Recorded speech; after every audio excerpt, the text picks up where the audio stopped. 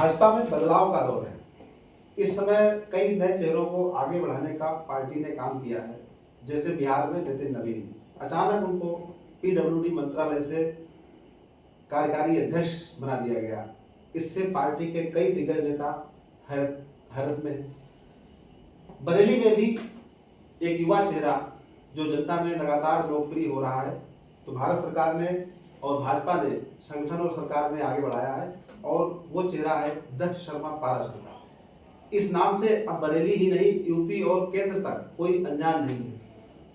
तो आइए हम उनसे समसामयिक राजनीति से जुड़े मुद्दों पर बात करेंगे।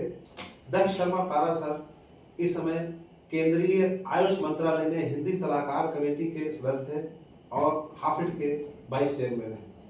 तो समसामयिक मुद्दों पर हम उनसे बातचीत करते हैं, उनसे बरेली और प्रदेश की राजनीति से जुड़े कुछ सवाल पूछेंगे। बहुत बहुत स्वागत है। एक मिनट, बहुत बहुत स्वागत है आपका हमारे पॉडकास्ट में। दक्ष शर्मा जी, हमारे पॉडकास्ट में आपका बहुत बहुत स्वागत है। धन्यवाद सर, धन्यवाद। आपका भी बहुत बहुत स्वागत है। भाजपा में इस समय संगठनात्मक बदलाव का दौर है। प्रदेश अध्यक्ष पंकज चौधरी बन गए हैं और बिहार में नितिन नवीन कार्यकारी अध्यक्ष बन गए हैं। तो क्या आप इस हिसाब से बरेली और आंवला के संगठन में भी बदलाव देखते हैं? देखिए, मैं तो पूरी भाजपा में बदलाव देखता हूँ, चाहे वो दिल्ली स्तर पे हो, चाहे वो केरल स्तर पर हो। अब देखिए, जहाँ भाजपा का नया रूप देखिए, आपको केरल में नया मिल गया है। वहाँ भी हम जो है नगर निगम के चुनाव में केरल से केरल में कौन सी सीट है, वो कोझिकोड से हम लोग नगर निगम में विजयी हुए। ऐतिहासिक रचना हुई, बहुत बड़ी बात है। और सब ये अमित शाह जी भाई का ये खेल है, और सब ये वो खेल नहीं खेल रहे, वो भाजपा को जागृत उन्होंने किया। और बड़ी संख्या में नई भाजपा ही नहीं, नई भाजपा का उन्होंने उदय किया है। और ये बहुत बड़ी बात है कि हम केरल में भी जीत गए, और हम बिहार में भी, देखिए, जहाँ हमारी उम्मीद नहीं थी वहाँ बिहार में भी आ गए। और अब आने वाली टाइम उत्तर प्रदेश में भी हम विजयी बहुत बड़ी भारी मात्रा से होंगे। और ये सब केंद्र के नेतृत्व आदरणीय मोदी जी का और अमित जी की रचना।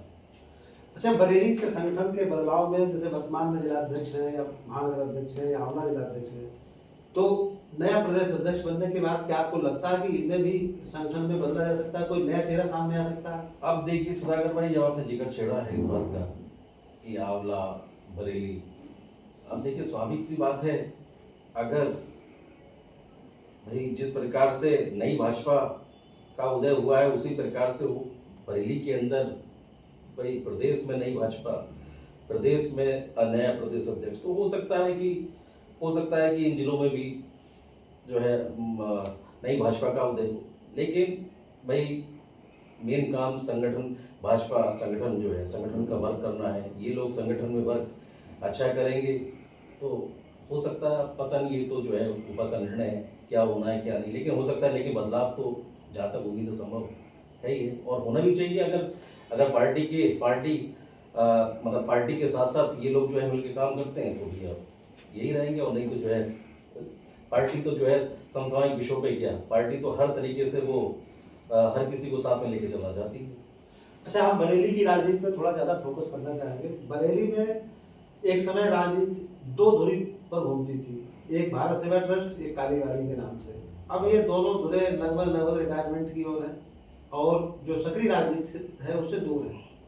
तो इनकी जगह पर जो युवा रिप्लेसमेंट है वो किस तरह से होगा, ये इसके बारे में थोड़ा सा बताइए। देखिए, ऐसा है सुधाकर भाई, रिटायरमेंट की दौर क्या, रिटायरमेंट हो ही चुके हैं। और सबसे बड़ी बात क्या है, युवाओं के हाथ में। अब देखिए, केंद्रीय नेतृत्व ने राष्ट्रीय अध्यक्ष की भूमिका में राष्ट्रीय कार्यकारिणी हमारे अध्यक्ष जी को युवाओं का युवा मोर्चा से निकाल के डायरेक्ट राष्ट्र की धुरी में दिया। ये बड़ी बात है। अब इसी से समझ में आना चाहिए कि अब दौर युवाओं का है, और चेंज तो संभव है। चेंज तो जहाँ तरीके से होगा वहाँ चेंज होगा, और यह आपको आने वाले 2027 में देखने को मिलेगा। और बात रही यहाँ कुर्मी क्षेत्र की, कुर्मी बहुमूल्य देखिए बरेली जो है, बरेली में ब्राह्मण, कुर्मी, अन्य जातियाँ लंबे समय से जो है ये चलती हुई आ रही हैं, और आदरणीय संतोष गंगवार जी यहाँ से सांसद रहकर जो है अपनी अपनी संसद मतलब लोकसभा संसद में आगे बढ़े हैं, बड़ी बात है। और लेकिन मुझे जो लगता है 2027 में 2029 में आपको हो सकता है कि नया ग्राफ मिले और ये धुरी जो है युवा के हाथ में आए। अच्छा, भाजपा और आरएसएस में आप लंबे समय से जुड़े हैं, आपने कई रचनात्मक कार्य किए, जैसे निर्बलों की सेवा करना और तमाम गौशालाओं में जाना, और इससे आपकी लोकप्रियता भी बढ़ी है।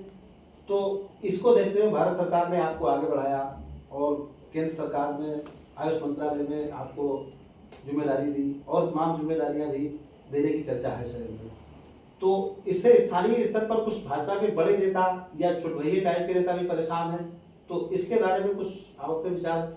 देखिए ऐसा है कि हमें फर्क नहीं पड़ता, चाहे छुटभइये नेता हो चाहे बड़े नेता हो, हमें तो जो है अपने केंद्रीय नेतृत्व सीखना चाहिए और उन्हीं की हम पद चिन्हों पर आगे चल रहे हैं। जैसा हमारी पार्टी का निर्णय है उसी के पीछे पीछे हम लोग हैं। आगे को आपको ये कुछ कहने की जरूरत नहीं है, 2027 में 2019 में आपको बहुत कुछ देखने को मिलेगा। अच्छा, एक चीज हम जैसे भाजपा में अधिकतर कैडर की बात होती है, भाजपा में तमाम दलीप छाने वाले नेता भी मौजूद हैं, मगर 2014 में बसपा से लड़े लोकसभा का चुनाव लड़कर तीसरे नंबर पर रहे एक नेताजी भाजपा में आए और उन्होंने पूरे संगठन को हाईजैक कर लिया। तो इसके बारे में थोड़ा अगर आप कुछ प्रकाश डालेंगे तो बरेली की जनता को अच्छा लगेगा। देखिए सुधाकर भाई, ये तो आपने बड़ी अहम बात छेड़ी है, लेकिन क्या है इस मुद्दों पे बात करें तो ठीक है, ना करें तो भी ठीक है, लेकिन कहें तो क्या कहें और कहें तो क्या कहें। मैं तो आपको दो लाइनों की एक शायरी है, उसमें आपको जवाब दूंगा। तुम सेवा करने आए हो, हुकूमत चलाने नहीं। विश्व की सेवा करोगे तो मधुर फल पाओगे, हुकूमत चलाओगे तो फेंक दिए जाओगे। अब आप समझदार हो, जनता समझदार है, बाकी तो सब चीज़ें जो होना है वो आगे क्या होगा, क्या होना है क्या। अच्छा, आपकी नज़र में देश में मोदी और योगी और अमित शाह जी इन सबके चेहरे लोकप्रिय हैं, सबसे ज़्यादा मोदी जी का चेहरा लोकप्रिय है, बिल्कुल। मगर आपके पसंदीदा लीडर मोदी जी को छोड़कर कौन है आपके हिसाब से?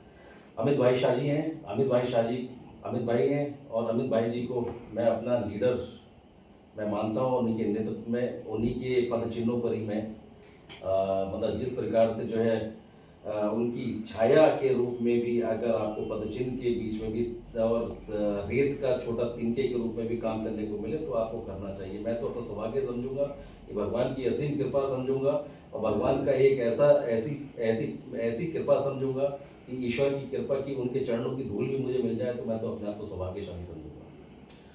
अच्छा, कुछ चीज़ें हम थोड़ा सा ये चाहेंगे कि थोड़े कुछ चुटीले टाइप के सवाल पूछना चाहेंगे कि जैसे राजनीति में हर कोई अपना एक जो मुकाम तक पहुंचता है वो किसी को अपना गुरु बनाता है, तो आपके हिसाब से आपके राजनीतिक गुरु या वैसे गुरु कौन थे? देखिए मेरे जो राजनीतिक गुरु हैं वो तो मैं अपने पिताजी को मानता हूँ, और अपने पिताजी को मानता हूँ वो अपने गुरु के रूप में। और वैसे राजनीतिक जिनकी प्रेरणा से मैं काम कर राजनीति प्रेरणा स्रोत जो मेरे हैं वो अमित भाई शाह जी हैं, और मैं उन्हीं को ही, अगर मैं कुछ चीज़ें करने की सोचता हूँ तो पहले उनका जो है आँख बंद करके पहले मैं सोचता हूँ, फिर उनका चेहरा देखता हूँ, तो मुझे जो है मतलब मुझे अच्छा लगता है कि मेरा लीडर ये है।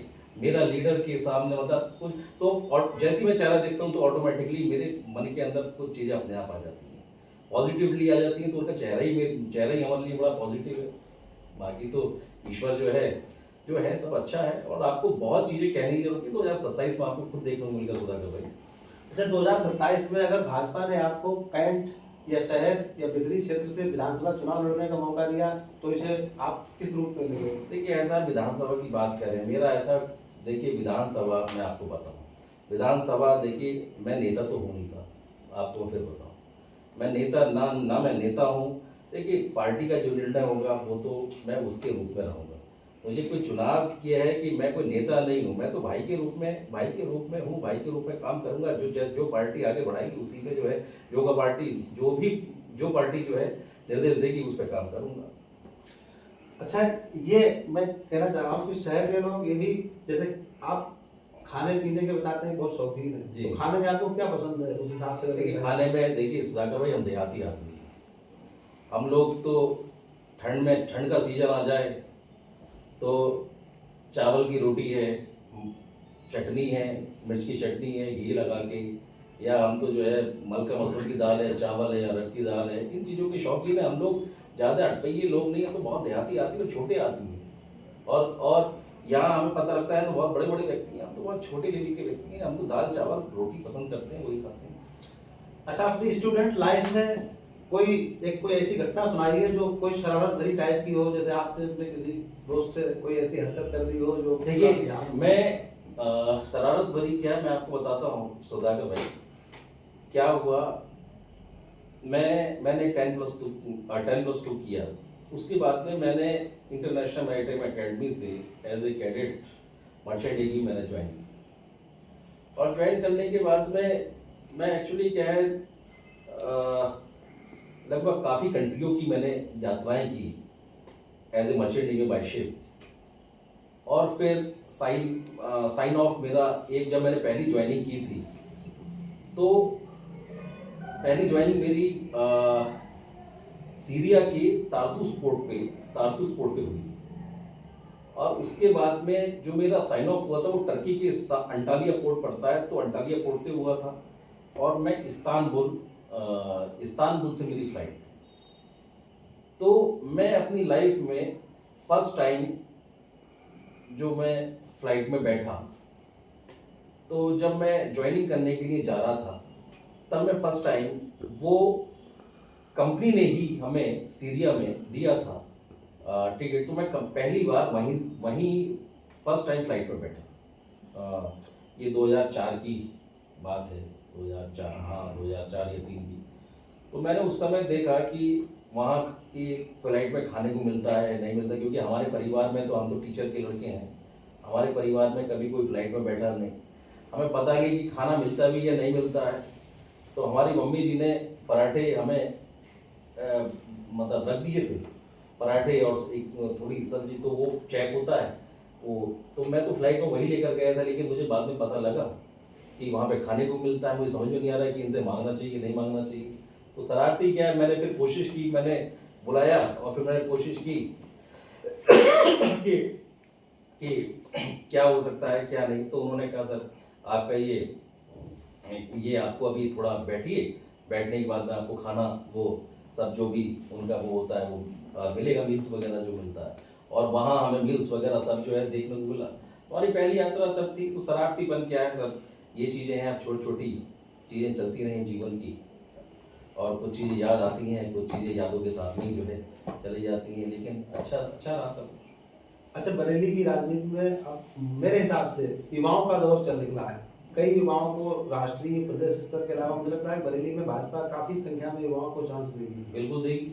तो उन युवाओं में क्या है कि बरेली की राजनीति को युवा किस तरह से परिवर्तित कर सकते हैं? देखिए ऐसा है, मैं आपको बताता हूँ किस तरीके से परिवर्तित करते हैं। देखिए ऐसा है भाई, मैं इतना बड़ा नेता तो नहीं हूँ, लेकिन मैं फिर भी जहाँ तक मैं समझता हूँ, आप देखिए, आपने मुझसे एक क्वेश्चन अभी पूछा था कि बरेली में पहले 2 धुरी हुआ करती थी, और दोनों धुरियाँ अब रिटायर्ड की ओर है।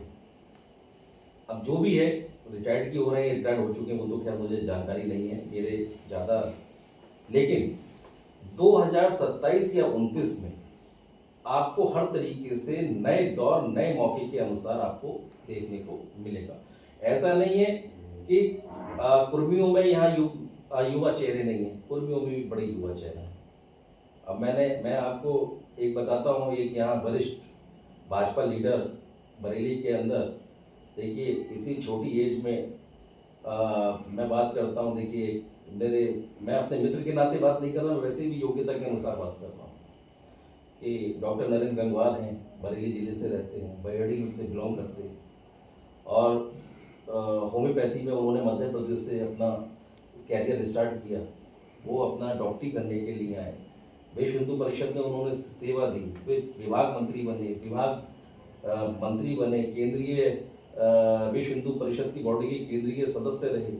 लेकिन और आज की डेट में जिला उपाध्यक्ष रहे, जिला मंत्री रहे, और अभी इस समय केंद्रीय होम्योपैथी बोर्ड के केंद्र की कमेटी में सदस्य भी हैं। लेकिन बात यह है कि युवा ये हैं, और भी एक दो युवा हैं जो आप बात करिए, चीज़ें अब कुर्मियों में काफ़ी हैं, आप बात करिए ब्राह्मणों में, तो ब्राह्मणों में भी अपने काफ़ी हैं। अब जो है, अब ऐसा है, देखिए मैंने तो आपको एक अभी मैंने वो सुनाई थी शेर और शायरी का मुझे शौक नहीं है, लेकिन फिर भी मैं आपको एक बार और सुनाता हूँ। आदमी यहाँ काम करने के उद्देश्य से नहीं, आदमी विकास के मुद्दों पे बात करे तो बात करने में मजा है। लेकिन मैं विकास के मुद्दों की बात ही नहीं कर रहा, छोड़ दीजिए विकास के मुद्दे क्या हैं क्या नहीं। लेकिन मैं तो एक बात कहना चाहता हूँ, तुम सेवा करने आए हो, हुकूमत चलाने नहीं। विश्व की सेवा करो, देश की सेवा करो, प्रदेश की सेवा करो, और तो मत तो फल आपको खुद ही मिलेगा। हुकूमत चलाओगे तो आप फेंक दिए, हुकूमत चलाने आप नहीं आए हो, हुकूमत तो ईश्वर चला रहा है, और हुकूमत तो ईश्वर ने आपको नाटक के रूप में भेजा है, और वो आप जिस रूप में आए हैं उस रूप में आपने काम करिए। और नेता बन के, और नेता यहाँ जो आदमी नेता बनता है, नेता आदमी कोई नहीं है। नेता तो हमारे आदमी कहते हैं हमारे नेता, तो हमारे नेता तो वो है जो केंद्रीय नेतृत्व है, वो हमारा नेता है। यहाँ कौन नेता है? ये कोई नेता थोड़ी होते। लेकिन यहाँ शहर में या बरेली में कुछ लोग राजनीति जो कर रहे हैं वो सेवा की बजाय, हमें लगता है ज्यादातर यहाँ की भाजपा कार्यकर्ता भी कह रहे हैं कि वो व्यवसाय ज्यादा कर रहे हैं, राजनीति कम कर रहे हैं, यानी राजनीति को उन्होंने व्यवसायीकरण बना दिया है। अब देखिए, ये मुद्दा मुझे नहीं पता कि व्यवसायी का है, लेकिन अब मुझे इस बारे में जानकारी नहीं है, लेकिन हो सकता है कि कर रहे हो।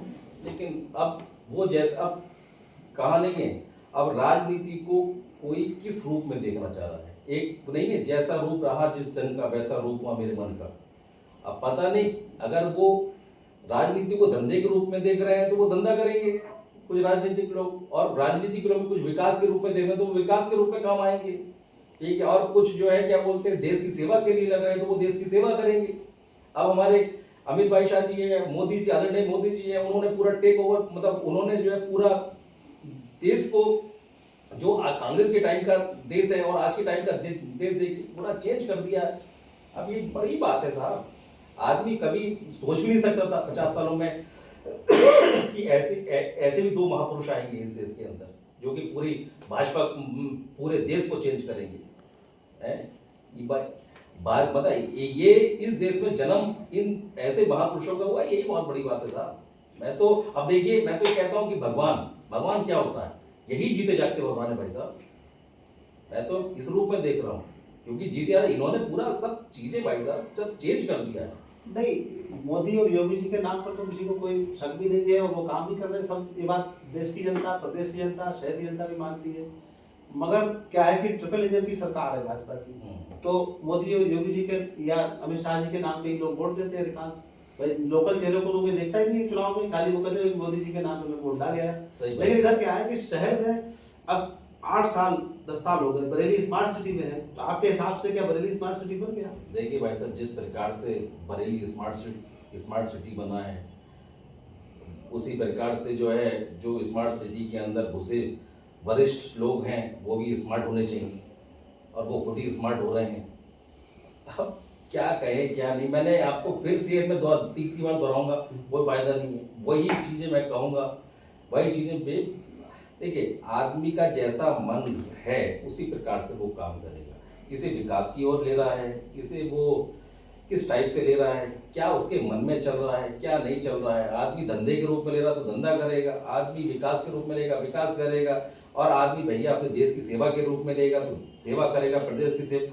देखिए, देश की सेवा प्रदेश की सेवा क्या है, अपने आप जहाँ रहते हैं आप वहीं सेवा करने, यही बहुत बड़ी बात है। तो मैं तो ये पता कोशिश करता हूँ कि क्या कहते हैं, अब आदमी क्या ले रहा है क्या नहीं। अच्छा, एक आखिरी सवाल और पूछना चाहेंगे कि मोदी जी के बारे में कहा जाता है कि मोदी जी के बाद कौन प्रधानमंत्री बनेगा, तो मोदी जी के बाद कौन? देखिए साहब, इस बारे में कहना बड़ा मुश्किल है। मोदी जी के बाद में भाई हमारी ईश्वर से प्रार्थना है और भगवान से हमारा कि आदरणीय मोदी जी, आदरणीय अमित भाई शाह जी, ये दोनों इसी टाइप से बैठे रहें, हम लोगों के अभिभावक के रूप में ये ऐसे ही आशीर्वाद देते रहें, यही हमारे लिए बहुत बड़ी बात है। ये हम लोगों के विचार नहीं है कि प्रधानमंत्री कौन बनेगा, क्या बनेगा। ये लोग हम लोगों के लिए ऐसे ही बैठे रहे तो हम समझेंगे साहब हमारा जीवन ही सफल हो गया। यही बड़ी बात है। बहुत बहुत अभी धन्यवाद एक दो क्वेश्चन और कर लो। आपका आरएसएस से भी बहुत वो है और हाँ बॉन्ड बहुत है, बहुत कनेक्टिविटी है। दूसरा आप आध्यात्मिक बहुत है, बहुत मंदिर जाते हैं। ये भी दो क्वेश्चन करो। चालू है। हाँ बोल लो, वो तो एडिट कर लूँगा। अच्छा, आरएसएस से भी आपका लंबे समय से जुड़ाव रहा है, तो आरएसएस के बारे में कुछ बताइए कि आरएसएस ने आपके जीवन को कैसे बदला। देखिए आरएसएस का मेरा जुड़ाव जो रहा है, देखिए मैं एक बात कहना चाहता हूँ। मेरा जुड़ाव जो है एक्चुअली क्या है, मेरा एक तो मैं कर्म पे जो है विश्वास करता हूँ और कर्म अच्छा करने की कोशिश करता हूँ। बाकी कर्मों के अनुसार जिस प्रकार से भी ईश्वर, लेकिन मैंने जो सोचता हूँ वो हो जाता है। तो मैं सोचता हूँ कि कर्म आदमी को अच्छा करना चाहिए और जिस प्रकार से आदमी के मित्र होते हैं उसी प्रकार से आदमी का आगे बढ़ने का रूप होता है, उसी प्रकार से गोल हो जाता है, उसी प्रकार से जो है सब सारी चीज़ें हैं सब। लेकिन अब मेरा आरएसएस से कोई ऐसा व्यक्ति विशेष, लेकिन मुझे कुछ बड़े कृपा वाले लोग जिनकी कृपा मेरे ऊपर रहती है, आशीर्वाद रहता है, ये मैं अपने आप को बहुत सौभाग्य समझता हूँ। उनसे सीखने को बहुत मिलता है, बहुत सीखने को मिलता है, बहुत सीखने को मिलता है। और ईश्वर करे कि उन लोगों को ऐसे ही बनाए रखे और उनकी कृपा हमारे ऊपर ऐसे ही बनाए रखे, क्योंकि मैं नाम नहीं लेना चाहता, लेकिन उनकी कृपा मेरे ऊपर हमेशा बनी रहती है। अच्छा, आप मंदिरों में बहुत अधिकांश हनुमान जी के मंदिर में, कभी साईं बाबा के मंदिर में, अधिकांश मंदिरों में जाते हैं। हाँ। और मंदिरों में जाना एक अच्छी बात है, धार्मिक।